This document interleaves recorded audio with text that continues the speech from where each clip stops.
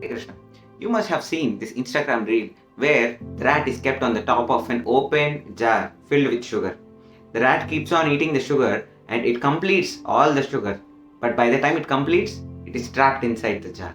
Similarly, we also get attached to the people, get attached to things, and we keep on getting some happiness, some pleasure from them, and at some point of time, we get trapped. There's no happiness, there's no enjoyment anymore. So we get trapped with these attachments. Eventually, we become lonely. So, how do we come out with these attachments? First step is that we should understand that we are getting trapped. There is some problem with this instant pleasures. Second step, if you are already inside this jar and you need help, you need to understand that there are some people outside this jar. There are Krishna and Krishna devotees who are not attached, who are not in any other jars. They are free. So they can help you come out of this jar.